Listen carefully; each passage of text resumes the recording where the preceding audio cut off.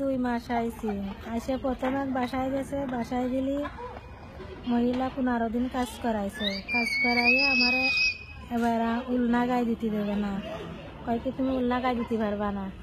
আমি কইছি কি না, আমি উলনা ছাড়া চলবো না, তোমার সেনা ফেনা ছেলে রাতে আমি বেপরদায় বেড়াতে আইব না। তাইতে আমারে কল কি তোর মক্তব, তাইকে মক্তব এনে দিয়ে গেল, মক্তব এনে দিয়ে গেলি আমারে মারলো, মনের মতন মারলো, মাথার চুলগুলো টেনে টেনে উঠলো। তারপরে মারে টাইরে ওই একটা ঘর আছে, ঘরের মধ্যে তালা দিয়ে তোলো, তালা দিয়ে দিয়েছে আমি ওই দূরে দূরে বাদ দেয়, পেট ভরে না, হাঁস জ্বালায়, খিদে জ্বালায়, কান্দা কান্দি আরে আল্লাহরে ডাকাডাকি করে, ওটা তো আল্লাহরই ঘর নাই। তাই সেই কত কলাম যে একটু ডাক্তারের কাছে নিতি, হসপিটালে নিতি, তাও নিল না, পাইছি তাবিব তাবিব নাই, এ জায়গা তাবিব নাই। তাই কয় তারপরে নামাজ পড়ি, কোরআন শরীফ পড়ে আল্লাহর কাছে দোয়া করলাম, আল্লাহ তখনই সেই সময় ওর দোয়া কবুল করলো। আরও একটা মহিলা, মানে ওরা অনেক মহিলাকে ওরা মাইরে মাইরে ঘরে তালা দিয়ে থসছে, তো মহিলারা টাকা দিচ্ছে না, তাই যে ওরা মারে মারে তালা দিয়ে থসছে।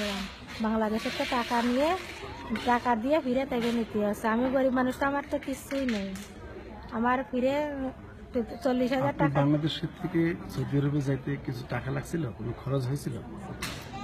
কত টাকা খরচ করে গেছিলেন সৌদি আরবে? সৌদি আরবে প্রায় 40,000 টাকা। 40,000 টাকা। বেতন কত ছিল আপনার? ওই 8 রিয়াল। 8 রিয়াল। কত পাইছেন টাকা? না, টাকা দিনি, কাজ করা আছে, তা টাকা দিনি কোনো বাসায়। আপনি কতদিন ছিলেন সৌদি আরবে? সৌদি আরবে 2 মাস। 2 মাস। এই 2 মাসের মধ্যে আপনাকে কোনো টাকা পয়সা দেন না? এমনি খাওয়া দাওয়া ঠিক মতো করতে পারতেন? খাওয়া দাওয়া ওই দিত, ওই মানুষের ভাত মাইতো, তো তাই দিত খাতি। আর রুটি 3 দিনের রুটি ওই ফাঁসাকা দিয়ে খায় তাই খাইয়ে রুটি তো তাই ওই সেই ফাঁসা টুকানি দিত আমার খাতি, আমি তো খাতেই পারতাম না, আমি না খাই থাকতাম সবসময়। আপনি কেন আসছিলেন সৌদি আরবে? আপনার কোন উদ্দেশ্যে আসা ছিল যে সৌদি আরবে? আমি তো আসতে চাইলাম না, ওই আমার স্বামীর সাথে আছে কেন অন্য মানুষ যোগাযোগ করে, স্বামীও গরিব মানুষ, ভাবেছে কি যে 0 টাকা হলেও আমিও একবার যেতে পারবো, সেইভাবে তাই পাঠাই দিল। আমি সেও জানতে পারিনি। এখন তো এ জায়গার বিশাল পরিস্থিতি খারাপ। এটা শুধু কি আপনার বেলায় হয়েছে না সব সৌদি আরবের মহিলা? সব মহিলা সব চলে যাচ্ছে, সব চলে যাচ্ছে। ওই যে একজন আছে না, ওরে মাইরে ওই ইয়ার আছে, ওরে লুয়াতে বড়ছে ওই পাশে না। আচ্ছা, ওনাকে দেখা যাচ্ছে না, তা ওর মাথার চুল ও টেনে টেনে গুলো আছে, গম্বটি বাড়ে না। আপনাকে কিভাবে নির্যাতন করতে মারতো? আমাকে ফেলাই দিয়ে তারপরে নির্যাতন করা, চুল টেনে টেনে উঠেছে, তারপরে কহে তুলে লাথি জানে সেনে লাথি মারেছে, মারে ঠেলে তারপরে পাও দিয়ে ওরা মাটি দিয়ে মানে শিশাতে পিলার শিশাতে ওই কি কইতে ফ্লোরের পরে সাইডে ধরে রাখছে।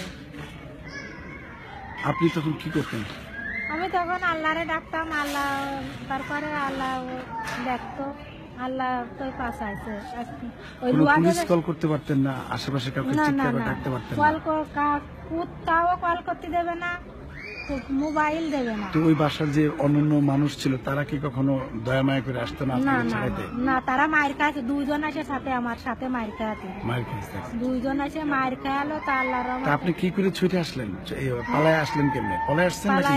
না, ফ্লাইট হয়ে গেছে বাংলাদেশের থেকে ফিরে 30,000 টাকা দিয়ে তাই নেছে, 1 মাস আমাকে আটকাই দিয়ে দিয়েছে। তো আপনি যে ওরা এখন আবার বললো না তুমি যাইতে পারবা না? ফ্লাইট হয়ে গেছে, যে বাংলাদেশের ফ্লাইট হয়ে গেছে, বাংলাদেশের এজেন্সির কাছে টাকা জমা দিচ্ছে, টাকা জমা দিলি তারপরে সেখানে ফ্লাইট করাই গেছে দিলি, তাই সেই আপনার যাইতেও লাগলো টাকা, আইতেও লাগলো টাকা, কোনো টাকা পাইলেন না? না। তা আপনি কি মনে করেন বাংলাদেশের যে মহিলারা এরকম আসতে চায় তাদের আসা উচিত সৌদি আরব থেকে? না, আসতে দেবো না, আমরা মরেছি তো আর একজনকে মারবো না। আপনাকে কি প্রতিদিন মারতো, ডেলি মারতো? আমি 4-5 দিন মারেছি আমার। 4-5 দিন? এবং এটা কি বেদম মায়ের মারতো? বেদম মায়ের মারতো, চুল টেনে টেনে, কাঁচা সুন্দরীর মানুষ টেনে টেনে উঠে সে বাসে কোনোদিন। আপনি যখন আসতেছিলেন ওরা এমনি ছেড়ে দিল? আপনাকে কিছু বললো না তুমি যাইতে পারবা না? ওই যে ফ্লাইট হয়ে গেছে, মানে ফ্লাইট করালে তো ওই যে ঠ্যানোর কোনো নেই। তো আসার আগে আপনাকে লাস্ট কবে মারছে?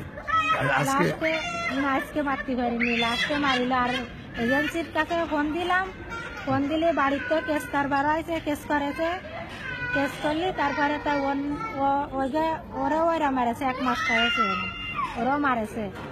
তারপরে এজেন্সির কাছে ফোন দিলাম, বাড়িতে কেস করবার করেছে, করলি তো এসে চাপে পড়ে তারপরে নিয়ে গেছে, নিয়ে ফ্লাইটের টিকিট পাঠায় দিয়েছে। তাই শিকার যাবে না আমার সামনে, হয়তো তোমার ফ্লাইট হয়নি, হবে না। আপনার নাম তো রুকসানা, তাই না?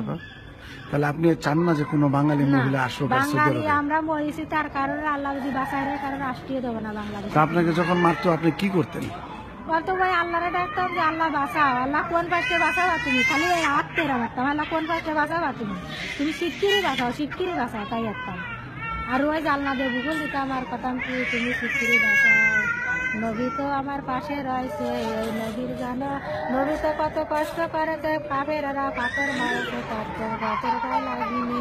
আল্লাহ আমার দেহটা যেন ওইরকম করে দে, আমার এরকম মারতো তা আমার কোনো দিনও দেহই লাগিনি। পরে দেখা হয়েছে চুলগুলো যে সুমা টানে টানে উঠেছে, আমি কিছু টের পেলাম না।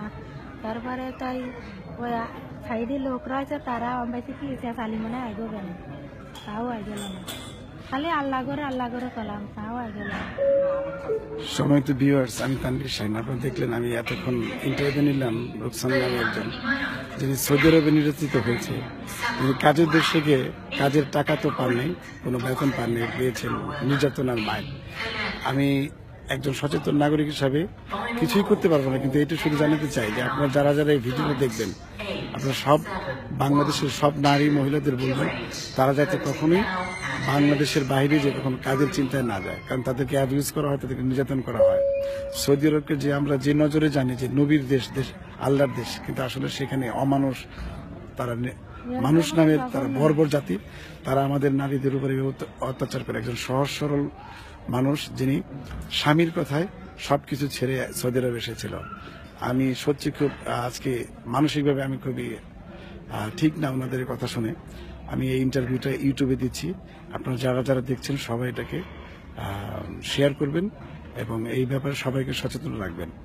সিও আমার সাথে আরো আছেন, যে আরো ওনার সাথে আরো কয়েকজন ছিলেন যারা ওনারা এসেছেন।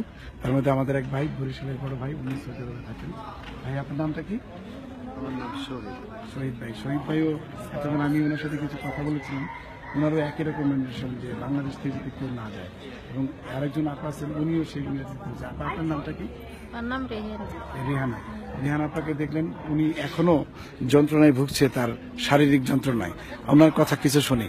দোতলাতে পড়ে গেছি আমি, গোড়াতে পড়ে গেছি, পড়ে গেলে এই মাথায় ব্যথা হয়েছে, এই যে দাঁত ভেঙে গেছে, এই যে দেখেন তা ওই কাঁদতেছি আমি। তাহানে সেই বাসায় বুড়ি আছে, সে বুড়ি এত খারাপ, সীমা ছাড়া খারাপ। আমি কাছে কি আমি তো করতে করতেছি না, আমি একটু শুই, তার কাছে কি যে শোয়াই এরম এটা করছে করলে আমি কাঁদতে লাগলি। ওর বিটার বৌরি যে আমি করছি যে ম্যাডাম দেখেন এরম আমি তো করতে পারতেছি না, তাও মানে করাচ্ছে, এক কাজ দুইবার হাইরে করাচ্ছে।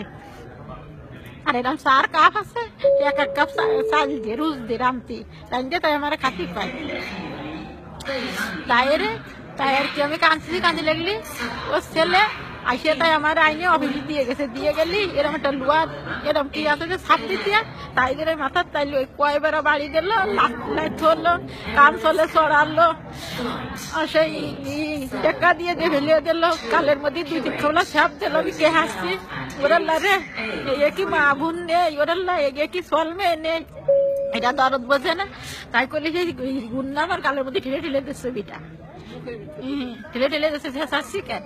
তারপরে এক বাঙালি আছে, সেই বাঙালি এসে কথা কি যে তুই আইসির কেন দেন, এই যেমন দাঁত নুড়ে গেছে, ছাদের একটু পড়ে সিঁড়িতে পড়ে, আর এদের মাথায় কি অবস্থা আছে। তা আমারও যদি একটু পানি দিতে, তাই করলে তাই আইনে দিছে এক মগ, দিলে আমি মাথায় পানি নিছি, দিলে তাও আসছে না। তা ফিরে আর 2 মগ ঠান্ডা পানি এনে তোমার মাথায় দিছে, দিয়ে কথা কি যে বাসায় ছিলি তোরা পানি দিল না মাথায়, না বলছি যে না। তা কথা তাহলে তোরা জাতি হবে না, থাকবে তুই বুড়ো হয়ে গেছিস, তুই কাজ করতে পারিস না, তুই দেশে চলে যা, তুই বাংলাদেশ চলে যা। তাই আমার আইনের ওই অফিসে আটকাইতে হয়েছে, আটকাইতে এই 1 মাস একদিন, হ্যাঁ 1 মাস 1 দিন।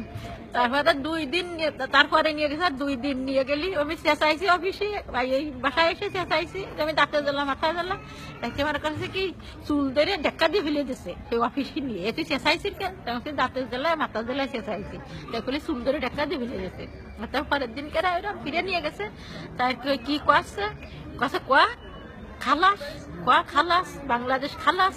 তাই আমি করছি না, তাই তোমার এই দিলে লাঠি দিছে, ঠেঙ্গে দিলে লাঠি দিছে, লাঠি দিয়ে তাই ফেলে দিছে, ঢেক্কা দিয়ে ফেলে দিছে। ফেলে দিয়ে তার কি হেনতে তাই বাসায় এনে হয়েছে। তো আমি সেই 3 দিন গেছে, 3 দিন আমার মারেছে। আরে আমার একটা টাহাও দিইনি, একটা টাহাও দিইনি, 1 মাস কাজ করিস, একটা টাহাও দিইনি। সেই আইনে আটকায় হয়েছে 3 তলার পরে, 2 রুম আছে ছোট্ট ছোট্ট, তারের মধ্যে খাওয়া শুয়া হিসাব পায়খানা সব তারের মধ্যে, বাইরের মধ্যে তালা দিয়েছি সেইতে। তাই আর কি আমার ছেলেটার কাছেও কেউ জানে না যে আমি এতদিন আটকা, কেউ জানে না। আপনি কতদিন ছিলেন সৌদি আরবে এখন?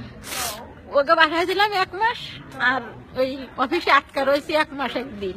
2 মাস 1 দিন। হই কত টাকা খরচ হয়েছে আপনার আসতে? ওইতে 40,000 টাকা খরচ হয়েছে, আর এতে 30,000 টাকা খরচ, 70,000 টাকা গেল। 70,000 টাকা খরচ। আমাকে কোনো বলি বেতন কিছু পাননি? নেই না। আর এই মাইল খেলেন। আপনাদের দেশের বাড়ি কোথায়? নড়াল। নড়াইল। এখন নড়াইলে যাবেন আজকে? এই যে আজকে তো যাতে পারবো না, আজকে যেতে পারবেন না? না কালকে রাতে যাবে। আজকে রাত্রে যাবে, কালকে ফ্লাইট? হ্যাঁ, কালকে রাতে যাবে, শীতে যাচ্ছি, ঢাকাতে যাচ্ছি। না না, এখন ঢাকার ফ্লাইট কবে? আজকে রে দুবাই থেকে আপনি কটার সময় যাবেন? এই যে কয়টায় এমনই পেলেন সঙ্গে। আপনার নামটা একটু বলেন। আমার নাম রেহেনা। রেহানা আপা। আচ্ছা, আপনার ইন্টারভিউটার নাম আমি এটা আমি ইউটিউবে ছাড়বো, আপনার নেই হবে, এটা আমি গণমাধ্যমে ছাড়বো, ঠিক আছে? আচ্ছা।